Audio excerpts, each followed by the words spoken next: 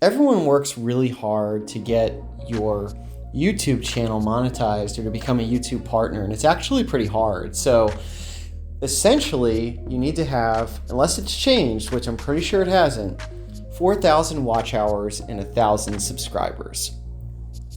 This for me took about 4 months, and it was really an uphill battle getting the subscribers. The watch time from my game-related news, I was able to get that pretty early. I'd say about a third of the way into my process. The subscribers was the hard part. And now that I've got a good click, I'm now having more trouble with getting new video watch time because a lot of my stuff is really short and I like it that way. And I like to do the memes and spoofs and all that kind of stuff. But I'm actually getting regular subs. It's almost like the bigger your channel, the more subs, it's easier it is to grow. Well, I came across a really interesting article on Quora, and I like to use Quora because it's a lot smaller than Reddit. I don't have a lot of success with my own questions, but I've had a tremendous amount of success looking at other posts and finding useful information that's positive, helpful, and, a quick read. Whereas Reddit, nothing against the site, it really does take you down rabbit holes. People tend to have a high and mighty attitude, and it can get negative very quickly, and I really don't have time for that all the time. So going back to Quora, I found this article. It kind of comes passively to my email, which I really like, and it was a fitness influencer and his name is up here, and you can probably find his channel if you look for it, who actually demonetized his channel.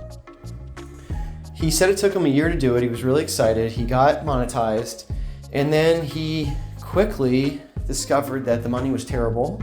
And I've mentioned that before. The AdSense, unless you're a huge channel, the AdSense is really, really bad. And for me, it's really bad. For him, it was bad. But he said he could make several thousand a year if he used it, but he hated the advertisements.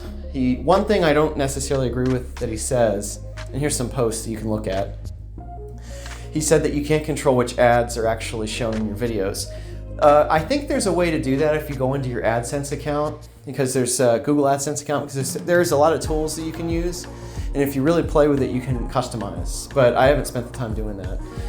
But essentially, he said there's a lot of sketchy products that he doesn't want to endorse, and so he got rid of it, and he's still doing his own social media, and he wrote a book, and he's apparently working on other books. It sounds like he's doing pretty well, but he just didn't want to deal with the ads. I have a friend who I talk to pretty frequently, Underwater Levels. Hope you're listening, buddy.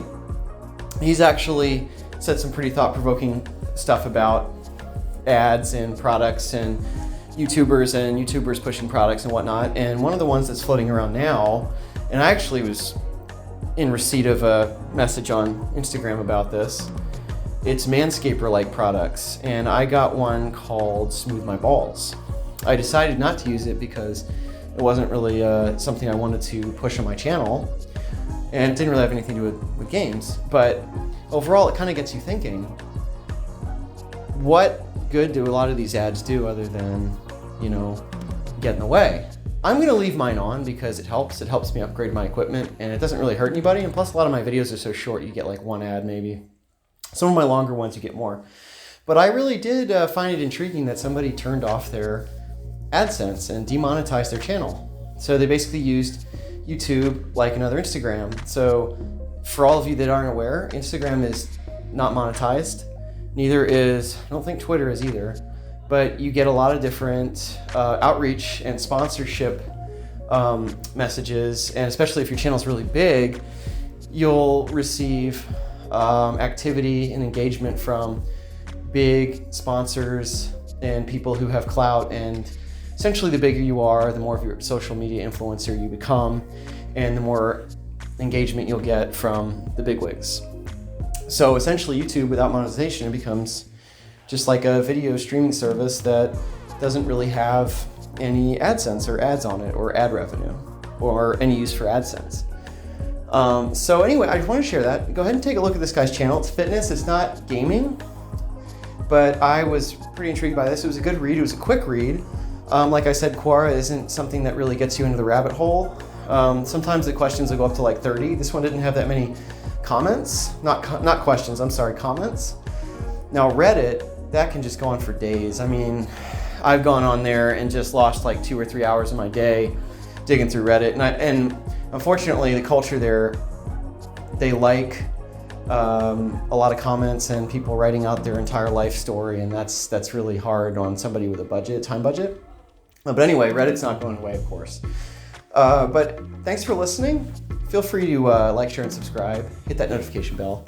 I hope you got something out of this. And otherwise, take care.